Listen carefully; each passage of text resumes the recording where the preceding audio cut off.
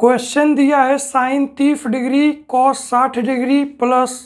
Cos 30 degree into sine 60 degree minus sine 90 degree का मान ज्ञात कीजिए। तो इस ट्रिग्नोमेट्रिक एक्सप्रेशन को पहले लिखेंगे sine 30 degree into cos 60 degree plus cos 30 degree into sine 60 degree और माइनस साइन 90 डिग्री।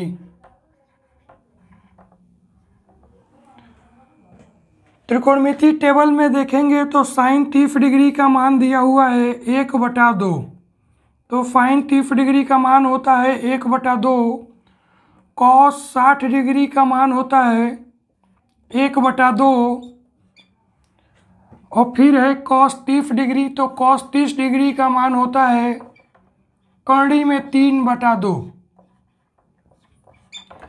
फिर है साइन 60 डिग्री, साइन 60 डिग्री का मान होता है करड़ी में 3/2 और फिर है साइन 90 डिग्री, तो साइन 90 डिग्री का मान होता है 1। अब इन सब मानों को हम क्वेश्चन में पुट करेंगे। तो पहला दिया हुआ है साइन 30 डिग्री, तो साइन 30 डिग्री के जगह पर 1/2 लिखेंगे गुणे कॉस 60 डिग्री, तो कॉस 60 डिग्री का मान होता है 1/2 प्लस कॉस 30 डिग्री है, कॉस 30 डिग्री का मान होता है करनी में 3/2,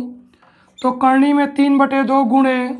फिर है साइन 60 डिग्री, साइन 60 डिग्री का भी मान होता है करनी में 3/2 और फिर है माइनस साइन 90 डिग्री, तो साइन 90 डिग्री का मान होता है 1। अब इसको सॉल्व करेंगे तो पहले 1/2 गुणे 1/2, तो यहाँ अंश का अंश में और हर का हर में गुणा होगा तो ये आएगा 1/4। 1 में 1 का गुणा होगा तो 1 आएगा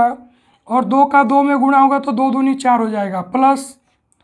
फिर करनी का 3 में करनी के 3 का गुणा होगा तो करनी में 3 गुणे करनी में 3, तो ये 3 आ जाएगा और बटा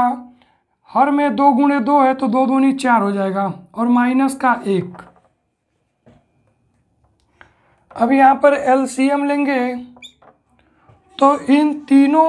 भिन्नों का एलसीएम हो जाएगा 4,